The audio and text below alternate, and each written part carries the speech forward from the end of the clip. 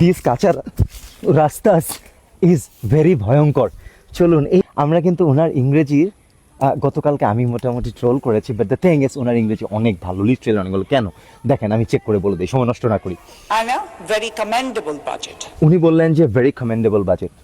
Deep English, commendable মানে প্রশংসার দাবিদার, ভেরি কমেন্ডেবল বাজেট মানে অনেক প্রশংসার দাবিদার একটা বাজেট। বাজেটটা অনেক ভালো হয়েছে। It's an increase of 19% from the previous budget. উনি বললেন it's an increase of 19% from previous budget, মানে প্রিভিয়াস বাজেটের থেকে ইনক্রিজটা কত? 19%। টাকা বাড়ছে, টাকা বাড়লে আবার দুর্নীতি বাড়ে ma'am. So it's an increase of 19%। আর কাঁচা রাস্তা ইংরেজি বলে দিয়েছে আনপেভড রোড, মাড রোড, ডার্ট রোড, অনেক কিছু বলা যায়।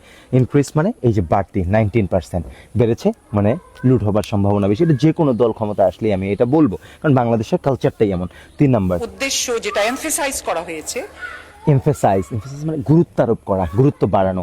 যেমন আপনি বলতে পারেন let's emphasise on education. from not to 7. উনি বলেছেন নট টু 7 ইয়ার্স, বাট আমি লিখেছি 0। কিন্তু কেন 0? মানে 0টাকে নট বলা হয়, নট ব্রিটিশ আমেরিকানরা বলে। নট টু 7 ইয়ার্স মানে 0 থেকে 7 বছর।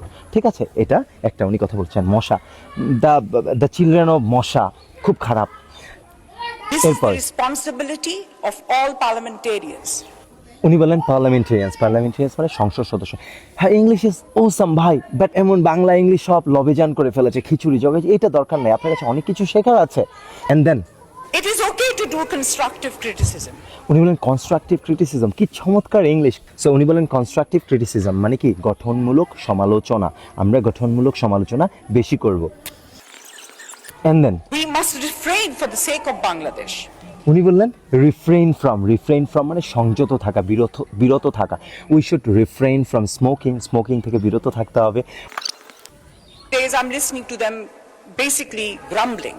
সো লিসনিং মানে কি? সবসময় এখানে যে ইংরেজিটা, লিসনিং এর পর টু প্রেপোজিশন বসতে হবে। I am listening to you, you are listening to me, আপনি আমার কথা শুনতেছেন, টু বসাতে হবে, মাস্ট। এটা পরীক্ষায় আসে।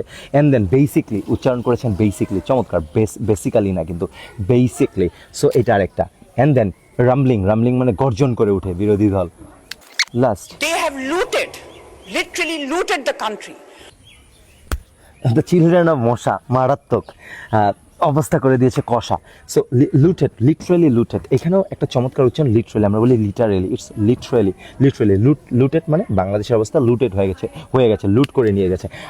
আমার মনে হয় জেবা আমিন খানের ইন কনক্লুশন আমি বলতে চাই, হ্যাঁ, English is brilliant, amazing, outstanding. Thank you, take care. Zeba Amin খানের কাছে পৌঁছে দিন, উনি খুব ভালো লাগবে। আসসালামু আলাইকুম, টেক কেয়ার। ভিডিওটা সবার কাছে ছড়িয়ে দিন, নেকি হবে, সব হবে। এগেন